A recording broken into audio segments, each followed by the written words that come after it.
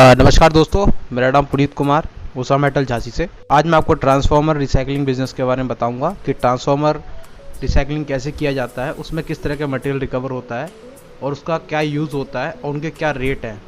ये सब चीज़ें मैं आज आपको इस वीडियो के माध्यम से बताऊँगा।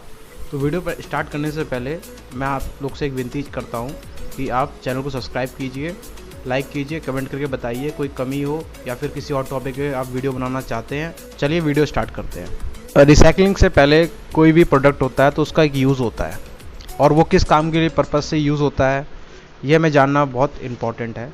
तो इसलिए मैं आपको पहले बताऊंगा कि ट्रांसफार्मर का एक्चुअल में यूज़ क्या है और किन पर्पज़ के लिए उसका यूज़ किया जाता है।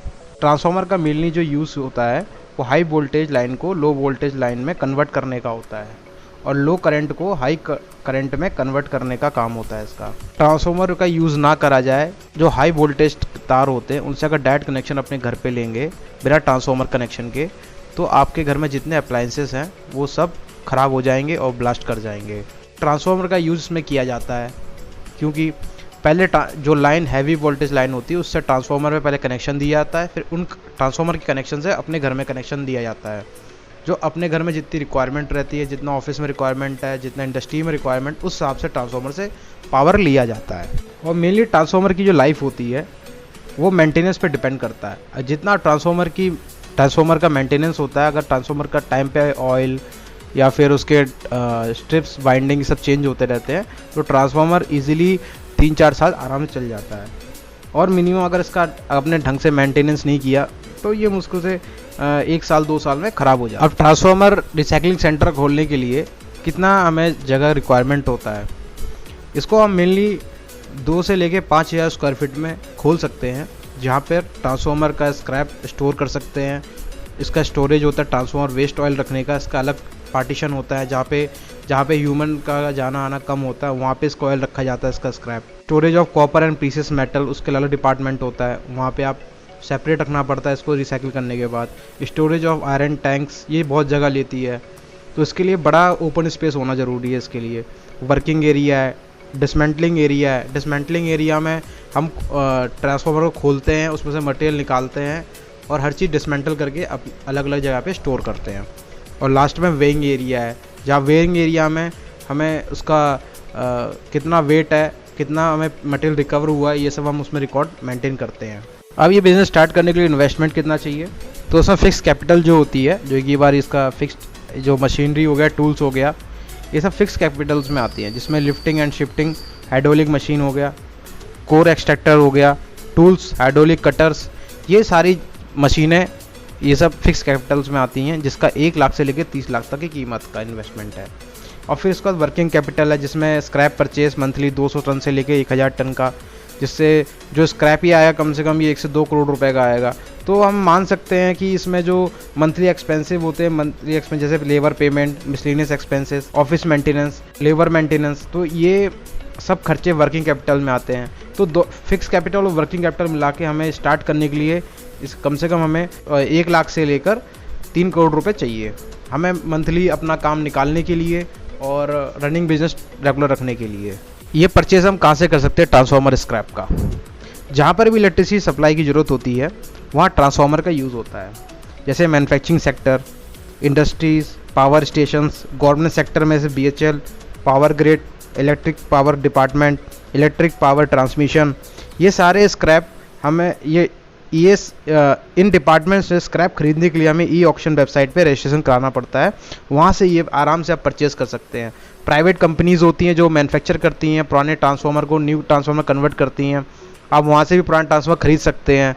जो पुराने टाइप के ट्रांसफार्मर्स होते हैं जिनका रीयूज़ नहीं कर सकते हैं, वो सब स्क्रैप में बिकने को रेडी रहती हैं, तो आप प्राइवेट कंपनी से वो भी खरीद सकते हैं। अब हम इस पर डिस्कस करेंगे टाइप्स ऑफ ट्रांसफार्मर्स। तो टाइप्स ऑफ ट्रांसफार्मर्स में तो बहुत टाइप के ट्रांसफार्मर्स होते हैं, लेकिन हम उसमें स्क्रैप के बारे में हम डिटेल में बात कर रहे हैं, तो इसमें हम हैवी ट्रांसफार्मर के बारे में डिसमेंटलिंग की बात करेंगे। तो टाइप्स ऑफ ट्रांसफार्मर में laminated core transformer, auto transformer, variable transformer, polyphase transformer, grounding transformer, phase shifting transformer, variable frequency transformer, leakage and stress field transformer. ये कुछ टाइप्स हैं जो ट्रांसफार्मर्स के हैं। अब जो मेन 2 टाइप के ट्रांसफार्मर्स होते हैं जिनका हम डिसमेंटलिंग और जो स्क्रैप ज़्यादा मार्केट में अवेलेबल है, इसमें 2 टाइप के ट्रांसफार्मर होते हैं, जैसे डिस्ट्रीब्यूशन ट्रांसफार्मर, पावर ट्रांसफार्मर। तो पहले हम डिस्ट्रीब्यूशन ट्रांसफार्मर के बारे में बातें करेंगे, इसमें कितना मटेरियल और इसका क्या यूज है ट्रांसफार्मर का, और कहाँ इसका यूज किया जाता है, और इसमें कितना मटेरियल रिकवर होता है। तो सबसे पहले हम इसका ये पता करेंगे कितना मटेरियल रिकवर होता है। तो हम जब डिस्ट्रीब्यूशन ट्रांसफार्मर को रिसाइकिल करते हैं तो हमें कॉपर सिलिकॉन स्टील करीब 800 kg मिलता है, binding copper 900 kg, oil litres में है जिसमें 1100 लीटर इसमें ऑयल रिकवर होता है, जिसको हम मैंथा ऑयल भी कहते हैं, ट्रांसफार्मर ऑयल भी कहते हैं इसको। फिर अदर कंपोनेंट 200 kg और करीब 3000 kg 3 टन आयरन के टैंक रहता है, इसमें आयरन और अदर आयरन कंपोनेंट्स ये सब रहता है। ये एक हैवी ट्रांसफार्मर होता है जिसकी हम बात कर रहे हैं, वो 1300 kVA का रहता है, फ्रीक्वेंसी 70 हर्ट्ज का होता है। तो टोटल इसका वजन होता है 4900 kg, 4.9 टन विदाउट ऑयल का प्लस में लीटर में जाएगा। तो अब डिस्ट्रीब्यूशन ट्रांसफार्मर की कुछ कैपेसिटीज हम पता करते हैं कि डिस्ट्रीब्यूशन ट्रांसफार्मर किस टाइप के होते हैं। ये 10 kV से लेके 400 kVA तक होते हैं, इसकी कैपेसिटी होती है। इसका यूज स्टेपिंग डाउन वोल्टेज के लिए किया जाता है। इस ट्रांसफार्मर का वोल्टेज रेगुलेशन अच्छा होता है। ये सप्लाई से 24 घंटे कनेक्ट रहता है। ये इसका मेंटेनेंस बहुत ही कम है। इसका लीकेज भी बहुत कम रहता है ऑयल का। इसका यूज डिस्ट्रीब्यूशन नेटवर्क के लिए किया जाता है। इसका ज़्यादातर use industrial area, domestic, commercial use के लिए इसका किया जाता है, कमर्शियल एरिया के यूज के लिए किया जाता है। डिस्ट्रीब्यूशन ट्रांसफार्मर 24 घंटे लोड पे रहता है और इससे कभी भी कॉपर और आयरन ज्यादा लूज नहीं होता है। क्या होता है, कॉपर और आयरन इसमें ज्यादा लोड होने के कारण इसके लूज हो जाता है, जैसे कहते हैं अटैचमेंट जो रहता है वो निकल जाता है। तो इसमें इसका जो कॉस्ट होता है करीब 25,000 से स्टार्ट हो जाता है, जो 2 करोड़ तक जाता है इस टाइप के ट्रांसफार्मर्स। इसका जो ratio of loss of iron and copper है वो 1:3 है। इसका रेगुलेशन 4 to 9% रहता है। उसके बाद आता है पावर ट्रांसफार्मर। जो ये पावर ट्रांसफार्मर होते हैं ये काफ़ी हैवी यूज़ के लिए किया जाता है, जो सीधा ट्रांसमिशन लाइन में कनेक्ट रहता है और पावर सप्लाई में हेल्प करता है। इसी कैपेसिटी 1 to 10 MVA रहता है और पावर ट्रांसफार्मर इसका यूज़ जनरली पावर सब स्टेशंस में किया जाता है। ये सिंगल फेस और 3 फेस के भी काम कर सकता है। पावर ट्रांसफार्मर स्टेप अप और स्टेप डाउन के लिए बनाया जाता है। पावर ट्रांसफार्मर पीक लोड पे भी अच्छा काम करता है क्योंकि ये बहुत हैवी होता है, इसमें अच्छा कूलिंग सिस्टम होता है। पावर ट्रांसफार्मर का यूज़ ट्रांसमिशन नेटवर्क में के लिए किया जाता है और जनरली पावर ट्रांसफार्मर का यूज़ जनरल स्टेशंस, सब स्टेशंस और ट्रांसमिशन लाइंस के लिए इसका यूज़ सबसे ज़्यादा किया जाता है। इसका कोर कार्गो स्टील का रहता है और 1000 kVA का इसका ट्रांसफार्मर 1.6 लाख का आता है। पावर ट्रांसफार्मर में किस टाइप का मटेरियल कितना % रिकवर होता है, तो उसका जो आयरन टैंक होता है जो हैवी का है, जिसका मैंने आपको बताया कैपेसिटी, इसका 10 टन का टैंक होता है और इसका जो कोर होता है वो कार्गो स्टील का होता है जो कि 5 टन का है। और कॉपर वाइंडिंग, जो कॉपर की स्ट्रिप्स वाइंडिंग ये सब निकलती है वो 4 टन है। एक्स्ट्रा कोर कॉपर जो साइड में रनिंग केबल्स रहती हैं छोटे छोटे लगी रहती है, करीब इसमें 2 टन माल निकलता है और इसमें अदर कंपोनेंट 500 kg है। तो टोटल वेट हो जाता है इस ट्रांसफार्मर का 21.5 टन। और इसमें जो ऑयल है उसका अलग हम निकालते रिकवर करते हैं, जिसमें करीब 2500 लीटर ऑयल रिकवर होता है। पावर ट्रांसफार्मर बहुत ही ज़्यादा बड़े होते हैं और काफ़ी कॉस्टली ट्रांसफार्मर होते हैं। ये 25,000 से लेकर 5 करोड़ तक का ये ट्रांसफार्मर आता है मार्केट में और इसका सबसे ज़्यादा यूज़ सब स्टेशंस में किया जाता है। अब नेक्स्ट है ट्रांसफार्मर वाइंडिंग कितने टाइप्स की होती हैं। तो कॉपर की इसमें ट्रांसफार्मर में जितना बड़ा ट्रांसफार्मर होता है उतना ज़्यादा इसमें कॉपर वाइंडिंग निकलता है और इसमें अकेला कॉपर वाइंडिंग ही इस्तेमाल नहीं होता है। किसी ट्रांसफार्मर में aluminium winding, copper winding, aluminium winding, brass copper alloy winding, copper aluminium alloy winding, brass aluminium copper winding type की वाइंडिंग्स इसका स्ट्रिप्स की इस्तेमाल की जाती है ट्रांसफार्मर्स में। और ट्रांसफार्मर्स में इसका जो रिकवरी रेट होता है वो अराउंड 40 to 50% रहता है क्योंकि कॉपर भी काफ़ी हैवी मेटल होता है। ट्रांसमिशन ट्रांसफार्मर्स होते हैं उसमें करीब 70% इसका कॉपर की रिकवरी होती है और जो सब स्टेशन ट्रांसफार्मर्स होते हैं उनके अंदर करीब कॉपर स्ट्रिप और कॉपर वाइंडिंग करीब 40% निकलती हैं। और छोटे ट्रांसफार्मर्स जो होते हैं जो 12 kV 35 kV इनके होते हैं उसके अंदर करीब कॉपर 20% निकलता है। विदाउट ऑयल का बता रहा हूँ मैं। अब नेक्स्ट है ट्रांसफार्मर ऑयल कितने टाइप्स के होते हैं और इनके मार्केट कॉस्ट कितनी है। और पैसे से पहले हम इसका पता करेंगे ट्रांसफार्मर ऑयल यूज़ क्यों किया जाता है ट्रांसफार्मर्स में। तो ट्रांसफार्मर ऑयल का यूज़ ट्रांसफार्मर्स को ठंडा रखने के लिए किया जाता है। एक प्रकार का इंसुलेशन पर्पस के लिए यूज़ किया जाता है ये ट्रांसफार्मर के अंदर। ये इंसुलेशन पेपर को प्रोटेक्ट करता है केमिकल रिएक्शन से। ट्रांसफार्मर ऑयल कितने टाइप्स का होता है, तो उसमें मेनली 2 टाइप्स के होते हैं। मिनरल ऑयल जो पेट्रोलियम प्रोडक्ट होता है, केमिकल प्रोडक्ट होता है सिंथेटिक ऑयल जिसके सिलिकॉन ऑयल भी आता है इसके अंदर। अब मिनरल ऑयल में 2 टाइप के होते हैं, नैप्थेनिल ऑयल और पोरोफिन ऑयल। तो सबसे ज़्यादा जो यूज़ किया जाता है वो पोरोफिन ऑयल यूज़ किया जाता है ट्रांसफार्मर्स में, और सबसे बेस्ट ट्रांसफार्मर ऑयल माना जाता है इसे। अब इसकी कुछ क्वालिटीज़ होती हैं, वेरी गुड क्वालिटीज़ होती हैं, जिसका कलर पेल येलो होता है और इसकी ऑयल क्वालिटी वेरी गुड होती है। और सेकंड होता है येलो कलर, जो सेकंड क्वालिटी बोला जाता है जिसको, जो ट्रांसफार्मर के 60 से 70 दिन में इसी की ये क्वालिटी आ जाती है यूज़ करने के बाद। फिर थर्ड है कलर लाइट ब्राउन, ये स्क्रैप ऑयल के सेकंड कैटेगरी है। फिर फोर्थ है कलर डार्क ब्राउन, ये फोर्थ कैटेगरी है। और लास्ट है सबसे स्क्रैप कलर बोला जाता है, ये ब्लैक कलर का होता है। इसका यूज़ अगर करा जाएगा तो इस ट्रांसफार्मर फटने के काफ़ी चांसेस हो जाते हैं। अब ट्रांसफार्मर में कितने टाइप के कोर्स होते हैं, कितने टाइप की कोर रहती हैं उसके अंदर, जो कि उसमें कॉपर जिसमें लपेटा जाता है। तो इसमें सबसे पहले लैमिनेटेड स्टील कोर आता है, फिर कार्गो स्टील है, सॉलिड कोर है, एयर कोर है, और काफ़ी इंपॉर्टेंट सिलिकॉन स्टील। सबसे बेटर रहता है सिलिकॉन स्टील, इसका सबसे ज़्यादा यूज़ होता है ट्रांसफार्मर की कोरिंग के लिए। मार्केट में इसके अच्छे खासे रेट मिलते हैं। अब नेक्स्ट क्वेश्चन है ट्रांसफार्मर स्क्रैप में किस किस टाइप के मटेरियल रिकवर होते हैं। पहला है हैवी टैंक, जो मेन टैंक होता है वो हाई ग्रेड आयरन का बना होता है।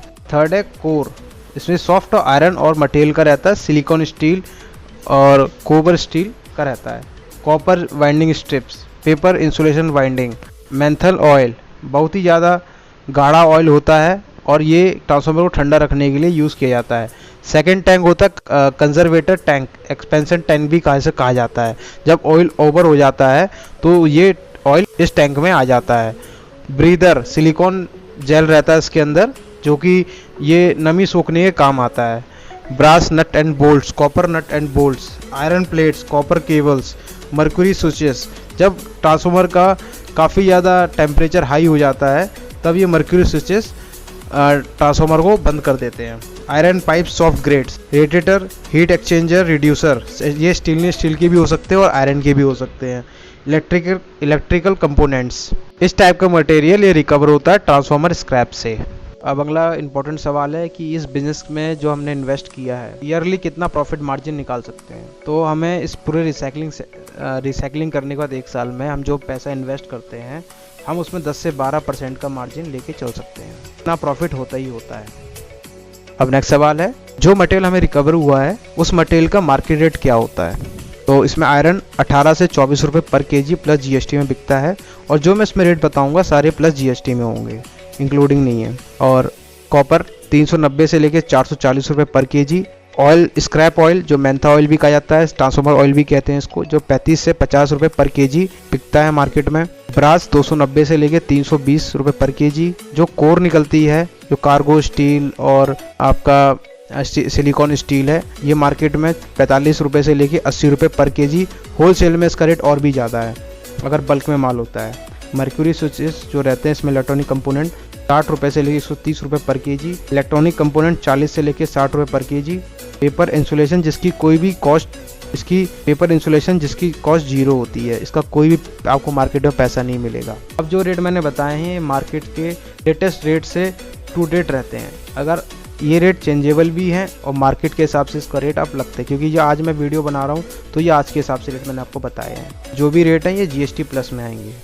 कुछ टिप्स है जो मटेरियल खरीदने से पहले आपको ध्यान देना है। अभी हम मार्केट में सेल परचेज करते हैं ट्रांसफार्मर स्क्रैप का, तो हमें इन बातों का खास ख्याल रखना है। हमेशा ट्रांसफार्मर स्क्रैप खरीदने से पहले कस्टमर से या सेलर से या परचेजर से, जिससे भी आप खरीद रहे हैं, जिसको भी बेच रहे हैं, तो उनसे क्लियर कर लीजिए कि ऑयल फ्री रहेगा, ऑयल इंक्लूडिंग रहेगा। ये सबसे इम्पोर्टेंट टॉपिक होता है कि आपको ये आपस में बात क्लियर करके चलना होता है कि हमें ऑयल फ्री मिल रहा है कि ऑयल इंक्लूडिंग है। ड्राई ट्रांसफार्मर जनरली परचेज करना चाहिए, क्योंकि इसमें ऑयल फिर हमें दोबारा रिसाइकलिंग के लिए और उसके अलग डॉक्यूमेंटेशन रहते हैं, वो हमें जरूरत नहीं पड़ती अगर इसमें ऑयल फ्री होता है। ऑयल को सेपरेट करने के ट्रांसफार्मर और हमेशा ऑयल को सेपरेट करने के बाद ट्रांसफार्मर का वेट करना चाहिए और चेक करके लेना चाहिए कि किस मटेरियल का है। ये हमेशा पता करके रखिए जब भी आप परचेज कर रहे हो कि अंदर का जो कोर है वो किस मटेरियल का है।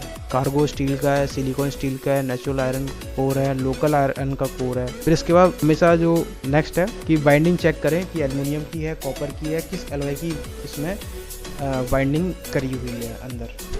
परचेस करते टाइम एक्स्ट्रा वेट का ध्यान रखें क्योंकि अंदर स्टोन, सीमेंट ये सब भर के लोग फ्रॉड करते हैं। मेरे क्लाइंट से करीब 100 ट्रांसफार्मर खरीदे थे। मेरे क्लाइंट ने 100 ट्रांसफार्मर खरीदे थे जिसमें से 5 ट्रांसफार्मर्स में इसमें सीमेंट निकला था। तो इस चीज़ का खास ख्याल रखें, लोडिंग के टाइम पे सारे ट्रांसफार्मर चेक करके आप ले क्योंकि किसी में कोर रहता ही नहीं है स्क्रैप में, ये पहले से ही बेच देते हैं। अब नेक्स्ट है ट्रांसफार्मर स्क्रैप के रेट प्राइस हिसाब से करने चाहिए और पर केजी इस पर ध्यान खरीदना चाहिए। नंग के हिसाब से कभी ना खरीदें, पीस के हिसाब से खरीदेंगे हमेशा लॉस होगा। अब नंग के पर केजी के हिसाब से खरीदेंगे तो आपको बहुत फायदा होगा इसमें। जनरली जो ट्रांसफार्मर स्क्रैप का रेट चलते हैं वो 45 से लेके 60 रुपये पर केजी प्लस जीएसटी में इसके रेट चलते हैं। तो दोस्तों वीडियो आपको कैसी लगी कमेंट करके जरूर बताएं और मेरे से जुड़ने के लिए मेरी ईमेल आईडी मैंने डिस्क्रिप्शन में दी हुई है, आप वहाँ जाके मेरे से कॉन्टैक्ट कर सकते हैं। मेल कीजिए। कॉन्टैक्ट पे फ़ोन पे बात बहुत कम हो पाएगी क्योंकि मेरे पास टाइम बहुत कम रहता है, मेरे भी काफ़ी काम है। थैंक यू दोस्तों वीडियो देखने के लिए।